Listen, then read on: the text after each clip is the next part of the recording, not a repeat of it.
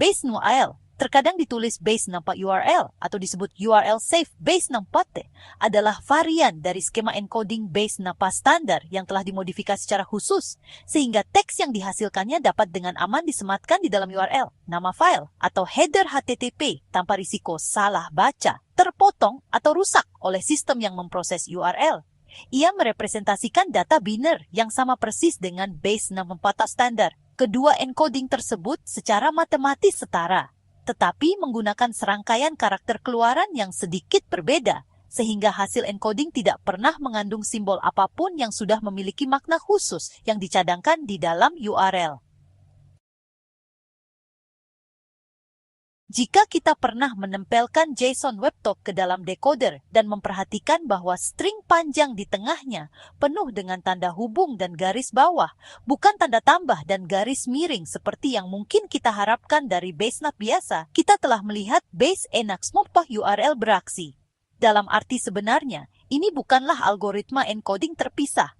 Ia mengambil input biner yang sama, membaginya menjadi kelompok 6 bit yang sama, dan memetakan kelompok-kelompok tersebut ke huruf, angka, dan simbol menggunakan tabel yang pada dasarnya sama dengan yang digunakan base 64 standar. Satu-satunya perubahan terletak pada dua substitusi karakter spesifik dan cara encoding menangani sejumlah kecil padding di akhir. Yang keduanya ada untuk satu alasan, yaitu agar output aman untuk langsung dimasukkan ke dalam URL, parameter query, atau header HTTP tanpa memerlukan escaping tambahan. Memahami mengapa serangkaian perubahan kecil itu diperlukan, dan mengapa hal itu menjadi encoding default di bawah beberapa teknologi keamanan dan autentikasi yang paling banyak digunakan di web modern, membutuhkan langkah mundur terlebih dahulu untuk memahami apa yang dilakukan base 64 itu sendiri, dan mengapa base 64 standar menyebabkan masalah nyata dan praktis saat digunakan di tempat yang melibatkan URL. Mengapa base 64, Des? Base 64 ada untuk menyelesaikan masalah spesifik dan benar-benar lama dalam komputasi, yaitu bagaimana kita mengambil data biner, file gambar, tanda tangan kriptografi, potongan byte mentah yang sama sekali tidak sesuai dengan karakter yang dapat dicetak, dan merepresentasikannya hanya menggunakan karakter teks biasa yang dapat dicetak, sehingga dapat ditransmisikan dengan aman melalui sistem yang awalnya dirancang untuk menangani teks daripada konten biner sembarang. Banyak protokol dan format yang menjadi dasar internet dirancang dengan pertimbangkan teks biasa. Email, dalam spesifikasi aslinya, mengasumsikan isi pesan terdiri dari teks yang dapat dibaca dan dapat berperilaku tidak terduga atau merusak data secara langsung jika byte biner mentah disematkan secara langsung. JSON, salah satu format pertukaran data yang paling banyak digunakan dalam software modern, tidak memiliki cara asli untuk merepresentasikan data biner sama sekali. Setiap nilai dalam dokumen JSON pada tingkat sinteks adalah teks, angka, boolean object atau array tanpa tipe biner khusus. Base 64 menyelesaikan kedua masalah ini, dan banyak masalah serupa lainnya melalui satu mekanisme yang konsisten, yaitu ia mengambil data biner sembarang, 3 byte sekaligus, dan merepresentasikan kembali 24 bit tersebut sebagai 4 karakter ASCII yang dapat dicetak, yang diambil dari alfabet tetap, yang terdiri dari 64 simbol, 64 huruf besar dan kecil, 10 angka, dan 2 simbol tambahan yang dibutuhkan untuk melengkapi alfabet menjadi tepat 64 pilihan total yang merupakan asal nama encoding ini.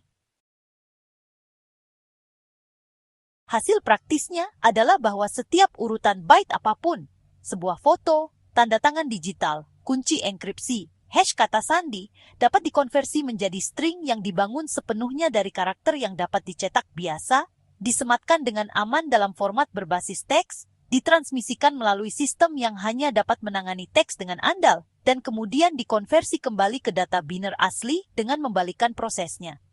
Transformasi inilah yang menjadikan base 64 sebagai dasar penting dalam lampiran email e-data yang disematkan langsung di halaman web, muatan API, dan file konfigurasi. Dan justru mekanisme dasar inilah yang menjadi landasan base 64 URL, hanya menyesuaikan alfabet spesifik yang digunakan untuk 2 simbol khusus terakhir tersebut. masalah yang diciptakan base 64 standar dalam URL. Alfabet base 64 standar terdiri dari 26 huruf besar, 26 huruf kecil, 10 angka 0 hingga 9, dan terakhir 2 karakter tambahan, yaitu tanda tambah plus dan garis miring C, yang dibutuhkan untuk melengkapi total alfabet hingga 64 simbol yang diperlukan. Karakter pengisi terpisah, tanda sama dengan bawah, ditambahkan di akhir output yang dikodekan ketika data asli tidak terbagi rata menjadi kelompok 3 byte sehingga memastikan string yang dikodekan selalu memiliki panjang yang merupakan kelipatan 4. Alfabet ini bekerja dengan sempurna di sebagian besar konteks yang dirancang base 64, seperti isi email, nilai string JSON, dokumen XML, tetapi menciptakan masalah praktis yang nyata saat string yang dikodekan perlu ditempatkan di dalam URL. Karena setiap karakter khusus tersebut sudah memiliki makna yang dicadangkan dan signifikan secara struktural dalam spesifikasi URL itu sendiri. Tanda plus dalam string query URL secara konvensional diinterpretasikan sebagai karakter spasi literal. Artinya, string yang dikodekan base 64 yang berisi dapat secara diam-diam dan salah didekode oleh sistem penerima sebagai berisi spasi, sehingga merusak data tanpa menimbulkan kesalahan yang terlihat. Garis miring adalah karakter yang digunakan URL untuk memisahkan segmen jalur. Artinya, garis miring non-kulerode yang muncul di dalam nilai yang dikodekan dapat disalahartikan sebagai penanda segmen baru dari jalur URL daripada sebagai bagian dari data yang dikodekan itu sendiri, sehingga merusak struktur URL secara langsung. Tanda sama dengan DIWO adalah karakter yang digunakan untuk memisahkan nama parameter query dari nilainya. Artinya, tanda sama dengan DQL yang tertanam di dalam nilai yang dikodekan dapat membingungkan parser URL tentang di mana satu parameter berakhir dan parameter berikutnya dimulai. Tidak satupun dari masalah ini yang tidak dapat diatasi sendiri. Pada prinsipnya, developer dapat mengkodekan setiap karakter bermasalah ini dengan persentase sebelum menempatkannya dalam URL, mengubah setiap tanda plus, slash, dan sama dengan QLWA menjadi urutan escape, Sento2F, dan Sententikede yang sesuai.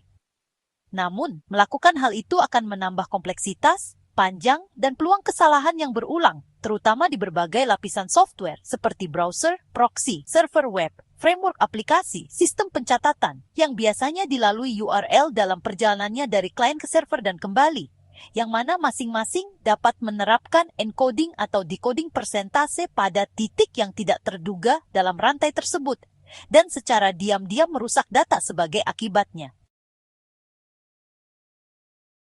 Bagaimana base 64 URL memperbaikinya?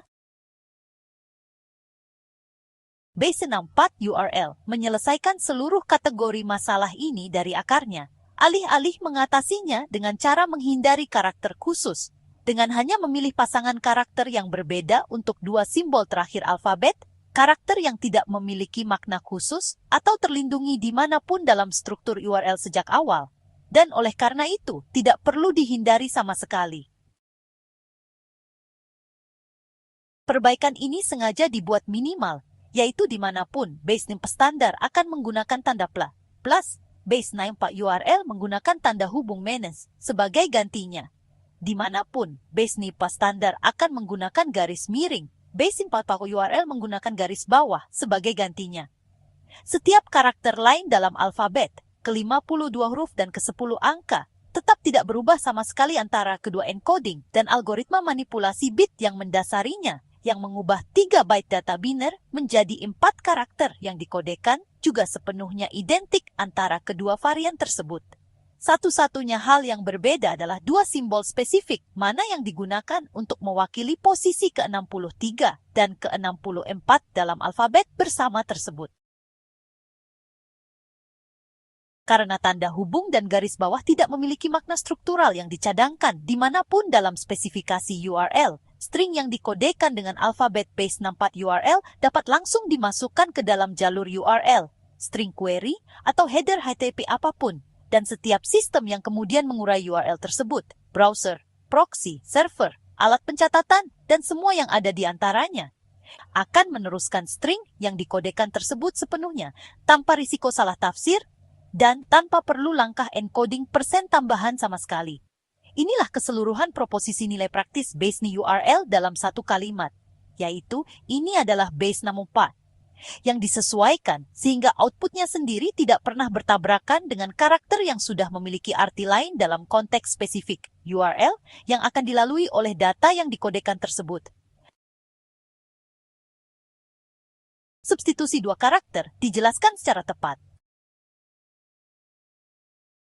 Penting untuk menjelaskan secara tepat karakter mana yang berubah dan mana yang tidak, karena ketelitian ini sangat penting dalam praktiknya. Satu karakter yang tidak cocok di posisi yang salah akan menghasilkan encoding yang tampak hampir benar, tetapi didekode menjadi data yang rusak dan tidak valid. Alfabet base 64 standar secara berurutan adalah huruf besar A hingga Z menempati posisi alfabet 0 hingga 25, huruf kecil A hingga Z posisi 25 hingga 51, angka 0 hingga Z posisi 52 hingga 61, dan akhirnya tanda tambah di posisi 62 dan garis miring di posisi 63. Alfabet base 64 URL identik di setiap 62 posisi pertama tersebut. Setiap huruf dan setiap angka menempati posisi yang sama persis di kedua alfabet dan hanya berbeda di posisi 62 dan 63, di mana tanda hubung menggantikan tanda tambah dan garis bawah menggantikan garis miring. Kesamaan posisi demi posisi yang tepat inilah yang memungkinkan konversi bersih antara kedua format hanya melalui substitusi karakter sederhana, tanpa perlu menjalankan ulang algoritma encoding yang mendasarinya dari awal, yaitu mengganti setiap tanda plus-plus dengan tanda minus-minus, dan setiap dengan tanda garis bawah. Dalam string base 64 standar menghasilkan string base 64 URL, yang sesuai persis yang mewakili data biner yang sama persis. Dan substitusi, sebaliknya, mengkonversi string base 64 URL kembali menjadi base 64 standar yang valid. Karena substitusi ini hanya beroperasi pada teks keluaran yang dikodekan dan tidak pernah menyentuh data biner asli atau logika pengelompokan 6 bit yang menghasilkannya, kedua encoding selalu mewakili informasi yang sama persis. Dalam arti yang paling harfiah, keduanya adalah dua kostum tekstual berbeda yang dikenakan oleh byte yang identik. Padding mengapa ada dan mengapa base 64 URL menghilangkannya? Base 64 bekerja dengan mengelompokkan byte input menjadi 3 bagian. Karena 3 byte, total 24 bit, dapat dibagi rata menjadi 4 kelompok 6 bit, yang masing-masing dipetakan langsung ke salah satu dari 64 karakter alfabet. Kesulitan muncul ketika panjang total data input itu sendiri bukanlah kelipatan pasti dari 3 byte. Situasi yang benar-benar umum. Karena sebagian besar data dunia nyata tidak memiliki alasan khusus untuk datang dalam kelipatan 3 byte yang rapi. Base 64 standar menangani sisa ini menggunakan padding, yaitu ketika 1 atau 2 byte tersisa di bagian paling akhir input. Setelah semua kelompok 3 byte lengkap telah diproses, encoding mengisi kelompok 4 karakter terakhir dengan 1 atau 2 karakter padding. Tanda sama dengan literal, memastikan bahwa setiap string base 64 standar yang diformat dengan benar memiliki panjang total yang selalu merupakan kelipatan 4 yang bersih. Konvensi pengisian ini ada khusus untuk membantu decoder mengenali tanpa ambiguitas tepat di mana data yang dikodekan yang bermakna berakhir. Tetapi seperti yang telah dibahas sebelumnya, tanda sama dengan adalah salah satu dari 3 karakter yang menyebabkan masalah struktural di dalam URL. Karena karakter yang sama digunakan URL untuk memisahkan nama parameter query dari nilai terkaitnya.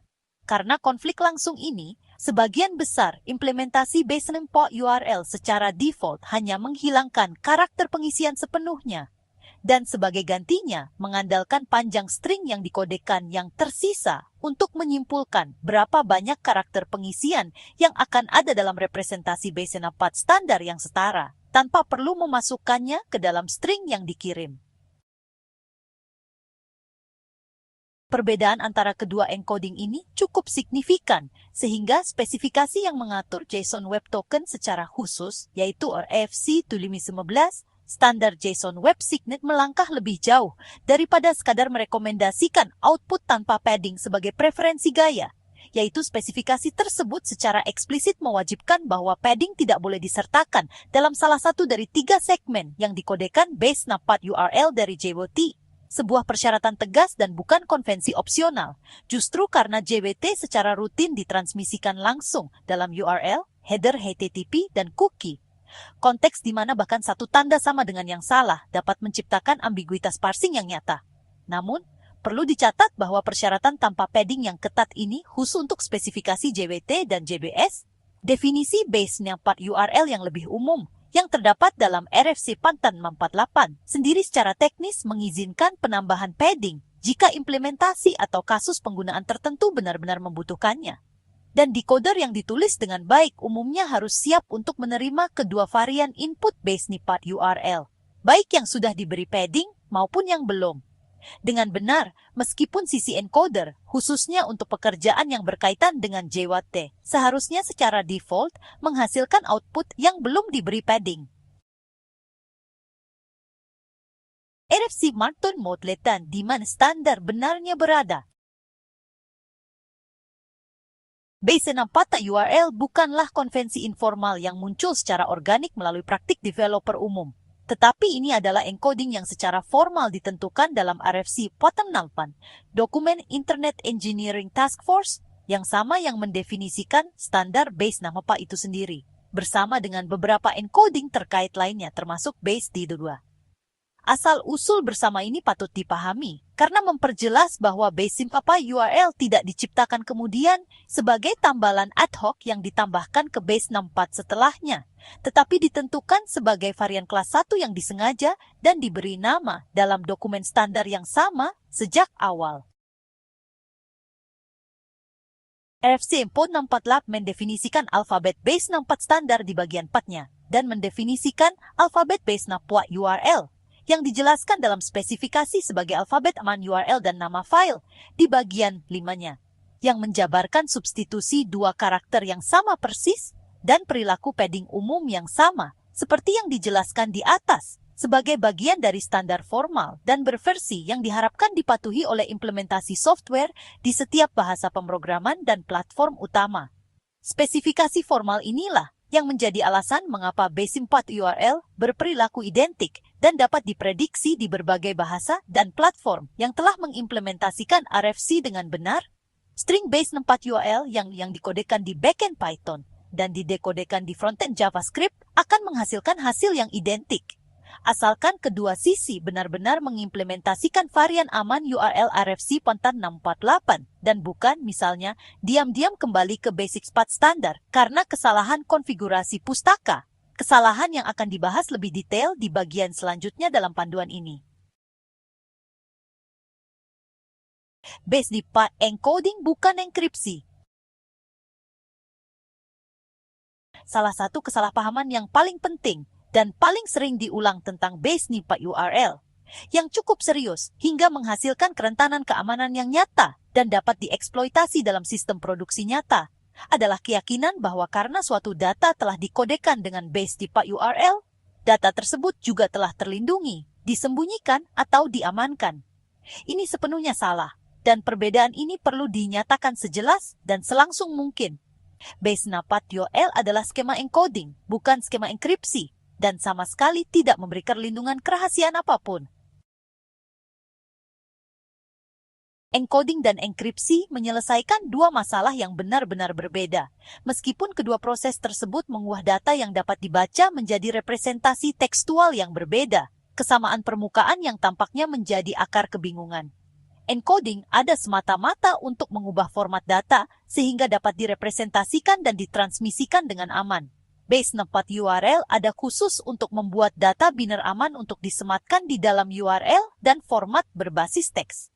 Tidak diperlukan kunci rahasia apapun untuk membalikannya. Siapapun, dimanapun, hanya dengan akses ke editor teks dan alat online yang tersedia secara gratis, dapat mendekode string base NAPAT URL kembali ke konten aslinya dalam sepersekian detik, tanpa kata sandi, tanpa kunci kriptografi, dan tanpa akses khusus apapun.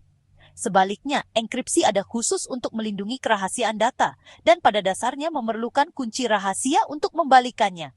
Data yang telah dienkripsi dengan benar tidak dapat didekripsi oleh pihak ketiga manapun yang tidak memiliki kunci tersebut, berapapun waktu atau upaya komputasi yang ingin mereka habiskan. Konsekuensi praktis dan nyata dari perbedaan ini cukup signifikan untuk perlu ditekankan secara langsung, yaitu muatan payload dari JSON Web Token. Misalnya, dienkode menggunakan base NAPAT URL bukan dienkripsi, yang berarti bahwa klaim yang terkandung dalam JWT biasa, ID pengguna, alamat email mereka, peran yang ditugaskan kepada mereka, dan informasi lain apapun yang dipilih penerbit token untuk disertakan, sepenuhnya dan dengan mudah dapat dibaca oleh siapapun yang mencegat token tersebut, tanpa perlu mengalahkan mekanisme keamanan apapun. Tanda tangan kriptografi yang biasanya menyertai JWT melindungi integritas data tersebut, sehingga memungkinkan server penerima untuk memverifikasi bahwa token tersebut belum diubah sejak diterbitkan. Tetapi, tanda tangan tersebut sama sekali tidak melindungi kerahasiaan klaim itu sendiri. Inilah mengapa panduan keamanan secara tegas menyatakan bahwa informasi sensitif, kata sandi, nomor kartu pembayaran lengkap, nomor identifikasi nasional, atau data lain apapun yang benar-benar perlu dirahasiakan, tidak boleh ditempatkan di dalam muatan JWT. Parameter status OAuth atau nilai yang dienkode menggunakan basename pampa URL lainnya, dengan asumsi yang salah bahwa pengkodean itu sendiri memberikan perlindungan yang berarti. Di mana base URL muncul? Base NAPAT URL bukanlah teknik khusus atau jarang ditemui. Ia berada di balik sebagian besar infrastruktur otentikasi, otorisasi, dan API yang digunakan web modern. Justru karena sebagian besar infrastruktur tersebut perlu memindahkan data biner atau terstruktur dengan aman melalui URL, header, dan cookie. JSON Web Token JWT adalah penggunaan basening pampa URL yang paling terlihat dan paling sering ditemui di dunia nyata. Setiap JWT yang akan ditemui developer, baik yang tertanam dalam header otorisasi HTTP, ditambahkan ke URL sebagai parameter query, atau disimpan langsung di dalam cookie, menggunakan basening pampa URL untuk mengkodekan setiap 3 segmen komponennya. Dan memahami encoding tersebut sangat penting untuk dapat memeriksa, mendebug, dan memahami apa yang sebenarnya terkandung dalam token tertentu. OAuth 2.0 mengandalkan basening pampa URL di beberapa bagian berbeda dari alur otorisasi, yaitu seperti kode otorisasi, token akses, dan parameter status yang digunakan untuk melindungi dari serangan pemalsuan permintaan lintas situs tertentu selama proses pengalihan login. Semuanya umumnya dikodekan menggunakan base path URL. Khususnya karena alur OAuth pada dasarnya bergantung pada pengiriman nilai-nilai ini bolak-balik melalui pengalihan browser dan parameter query URL, di mana karakter yang dicadangkan base path standar akan menciptakan masalah penguraian yang persis seperti yang dijelaskan sebelumnya dalam panduan ini. Ekstensi PKCI untuk OAuth 2.0 yang dibahas lebih detail di bagian selanjutnya, JC, bergantung pada pengkodian base NAPAT URL sebagai bagian inti dan tidak opsional dari mekanisme keamanannya sendiri. Selain otentikasi secara khusus, base NAPAT URL muncul dalam format JSON WebNP dan JSON WebKey, JWK. Keduanya merupakan bagian dari keluarga standar kriptografi berbasis JSON yang lebih luas yang termasuk JWT itu sendiri. Dalam muatan notifikasi web push, di mana kunci enkripsi biner perlu ditransmisikan dengan aman sebagai bagian dari URL berlangganan. Dalam WebAuthn, standar otentikasi tanpa kata sandi modern, di mana pengidentifikasi kredensial biner dan kunci publik direpresentasikan menggunakan base NAPAT URL, sehingga dapat disertakan dengan aman dalam permintaan dan respons API, dan secara lebih umum dalam desain API apapun, di mana pengidentifikasi biner, hash atau token perlu disematkan dengan aman langsung di dalam segmen jalur URL atau parameter query tanpa memerlukan escaping tambahan. IG Code Default dalam praktik. JSON Web Token terdiri dari tepat 3 segmen, dipisahkan oleh 2 karakter titik literal, dan setiap segmen tersebut dienkode base NAPAT URL secara independen. Segmen pertama adalah header, objek JSON kecil yang menentukan algoritma kriptografi dan jenis token yang digunakan. Sesuatu seperti EK, S256 type, JBBLT, yang dienkode based URL menjadi string ringkas berupa huruf, angka, tanda hubung, dan garis bawah. Segmen kedua adalah payload, sebuah objek JSON yang jauh lebih besar yang berisi klaim sebenarnya yang ditegaskan oleh token, pengidentifikasi subjek, timestamp penerbitan, waktu kedaluarsa, dan data spesifik aplikasi tambahan apapun yang dipilih penerbit untuk disertakan. Juga dienkode base NIM4 URL dengan cara yang sama persis seperti header. Segmen ketiga dan terakhir adalah tanda tangan, yaitu nilai kriptografi yang dihitung atas dua segmen pertama menggunakan algoritma yang ditentukan dalam header dan kunci rahasia atau pribadi yang hanya diketahui oleh penerbit. Dan segmen tanda tangan ini juga direpresentasikan menggunakan base NIM4 URL. Meskipun tidak seperti dua segmen pertama, ia sendiri tidak dapat didekode kembali menjadi JSON yang dapat dibaca, karena pada dasarnya merupakan keluaran kriptografi biner daripada data teks yang dienkode.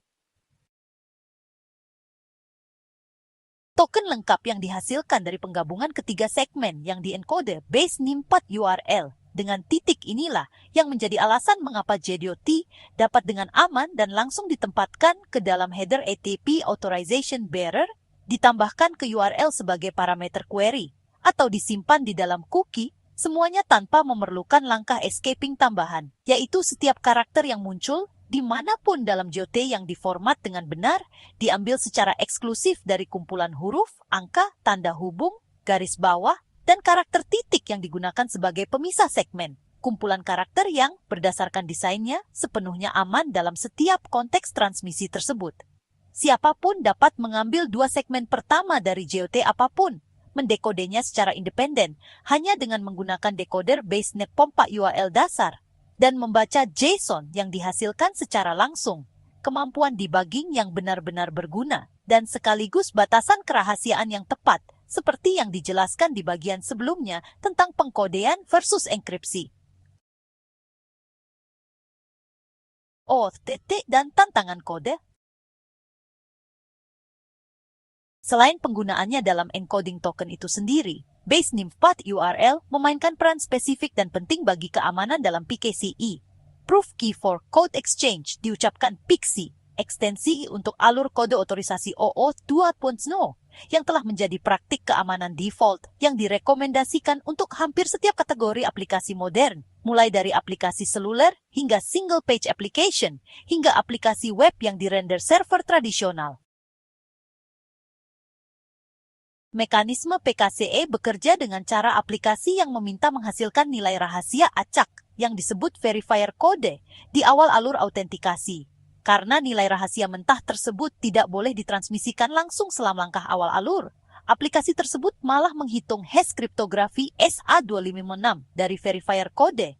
Dan hash tersebut, yang pada dasarnya merupakan data biner mentah, karena hash SA256 pada dasarnya adalah urutan byte dengan panjang tetap daripada teks yang dapat dibaca, perlu ditransmisikan sebagai bagian dari permintaan otorisasi berbasis URL ke penyedia identitas. Inilah skenario yang ingin dipecahkan oleh base NIM4 URL, yaitu hash biner S256 mentah dienkode base NIM4 URL menjadi string yang aman dan dapat ditransmisikan melalui URL yang disebut tantangan kode, yang dikirim sebagai bagian dari permintaan otorisasi awal tanpa risiko masalah karakter yang dicadangkan yang akan muncul jika menggunakan base NIM4 standar dalam konteks yang sama.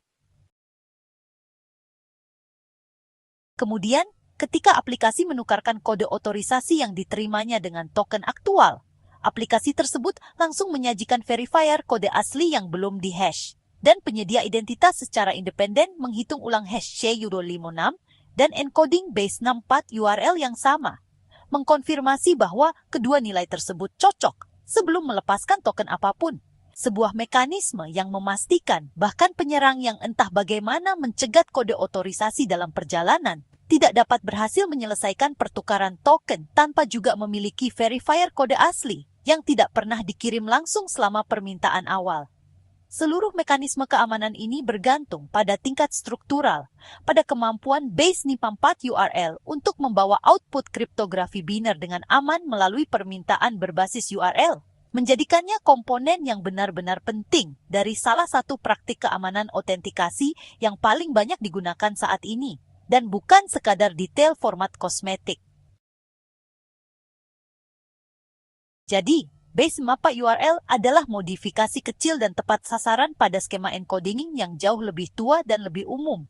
Dan ketepatan itulah yang membuatnya sangat efektif, yaitu daripada menciptakan algoritma encoding baru dari awal, atau menerima gesekan dan risiko berkelanjutan dari pengeskapean karakter starbase standar rupa secara manual. Setiap kali data yang dikodekan perlu dikirim melalui URL, base 644 URL cukup memilih pasangan simbol alfabet yang berbeda sejak awal, yaitu simbol yang tidak akan pernah bertabrakan dengan apapun yang bermakna dalam konteks spesifik URL yang dirancang untuk dilayani oleh encoding tersebut.